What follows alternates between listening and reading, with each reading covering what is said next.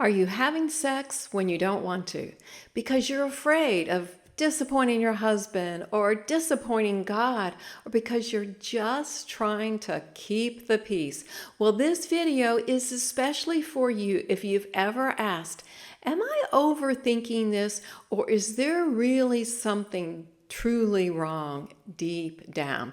Today, I want to explore these themes: the emotional and spiritual impact of continuing to have sex even if you don't want to, what obligation-based sex actually does to your heart and to your body, because there are some lasting results. Also, whether this pattern is sustainable or damaging. That's true. So the question of the day is, what happens if I keep having sex even though I don't want to? Now, first of all, you need to understand, why do I keep saying yes? Part of me says yes, part of me says no. Why am I stuck in this place? So you may have a fear of rejection from your spouse, even from yourself, from your beliefs. There can be some deep things going on there. You may be afraid of anger if your spouse doesn't get his way and he mouths off and there's some repercussions there.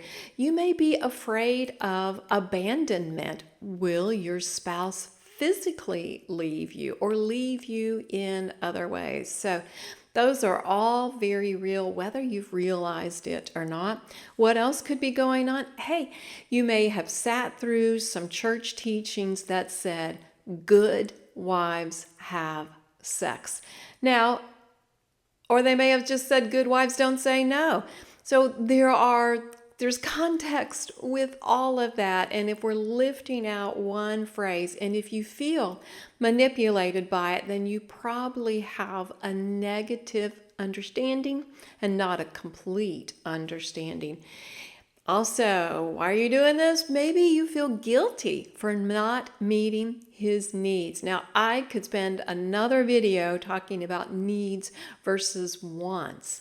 But we're going to leave it for right now. And the other thing I want to mention, if you believe that having sex shows your love, and if you don't, it means it's not showing your love.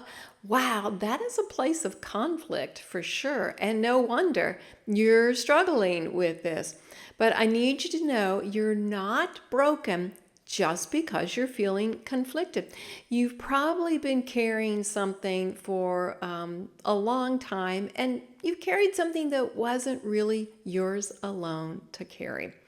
So what's the second thing we need to unpack today? Well, it's what happens when you keep going against your heart, against your emotions. So this can happen in your body.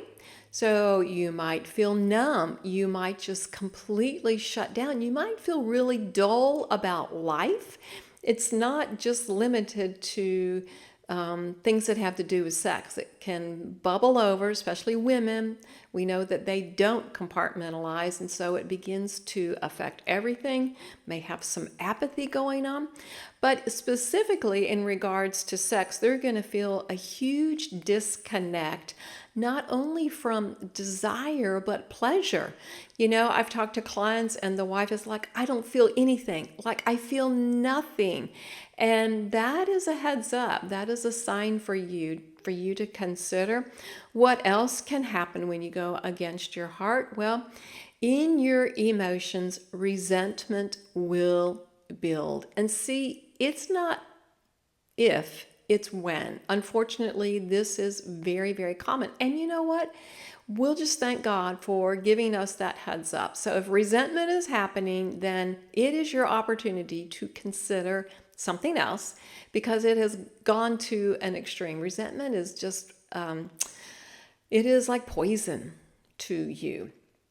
And it happens even when you try to hide it. Sometimes we're not aware that we've fallen into resentment. Other times we know it's happening, but we think we can cover it up. But people will sense it when it's an active emotion. And you might lose your sense of your own voice and how you matter. That's pretty scary. And that can also spill over into every area of your life, and it becomes harder to trust yourself. That's why when you talk to someone and they'll say, "How long have you been married? How long have you put up with this?" So likely some of these things have been affecting how you see yourself and how you show up. Now, in your marriage, it is definitely going to cause a breakdown in emotional intimacy. And once again, this involves sex, but it's more than just sex. This is when you go against your heart. How is it affecting things?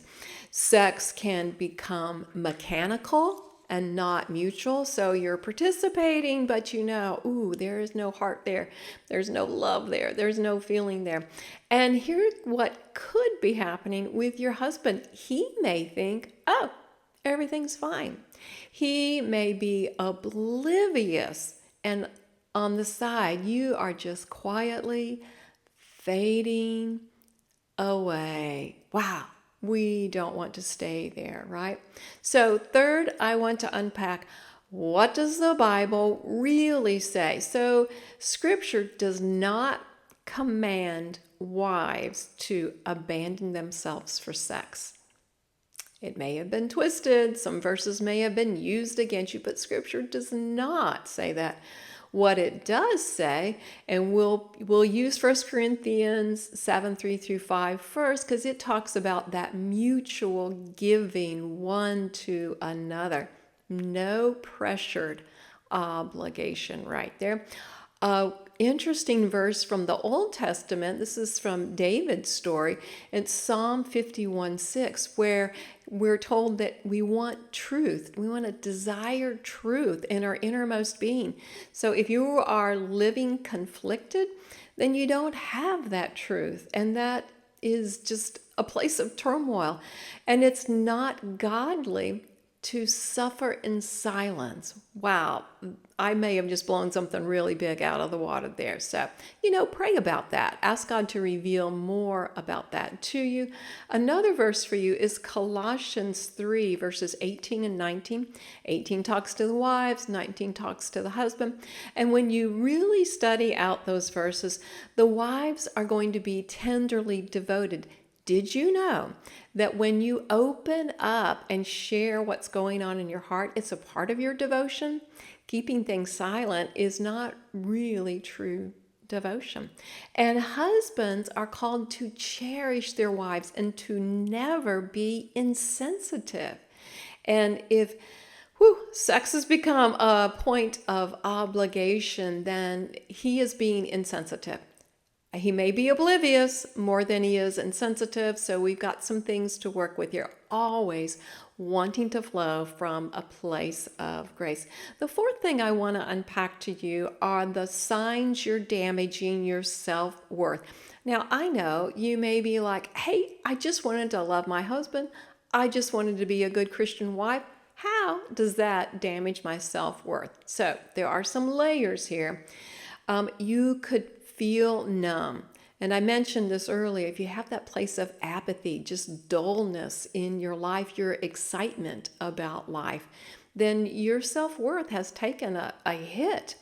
And if you feel disconnected to sex, before, during, or after, hey, your self-worth has taken a hit. It's like you haven't been invited to show up and be authentic. And that is a part of what's happening on a bigger picture. Also, if you dread intimacy and instead of anticipating it, that is a sign for you that your self-worth has been impacted. God, He created sexual intimacy and marriage like a gift that we're excited to open and to share with our spouse. And so if you're not experiencing joyful anticipation and excitement, we need to check that out. What else is going on? If you have stopped asking, what do I want? What do I need in sex? I know that's word need again, but you could just need to feel loved and seen and known. And those are all healthy things in an emotionally connected relationship. But if you've stopped asking and you think you're just being a good, loving wife by suffering in silence, we have some other things to consider. And your spiritual life could just feel flat or confusing. Maybe you've been asking God for help. Maybe you have been pressing in for a long time with this. So just have this as a heads up for you. And lastly, if you feel invisible in your own marriage, then yes, your self-worth has been compromised. So my fifth point for you is, what is your path forward? Because we're not staying at this place. You need to acknowledge, I matter, my thoughts matter, my body matters, I matter to God, I matter in this marriage. Those are all true statements, all statements that God just wants to permeate your being so that that's how you are guided. So that's your role for you, but you are married, so talking to your husband is definitely going to be a part of your path going forward. And you can say, I want to feel close. I need us to rebuild emotional safety. That may be a difficult term, but we are desiring for more closeness, more connection. And so you could need to relearn intimacy. So that seeing it not something that is grounded in fear, but something that is based in freedom, which is God's design. The truth is, you have to be able to have a sincere no if you're ever going to have a joyful yes. That is really important. That's what freedom looks like.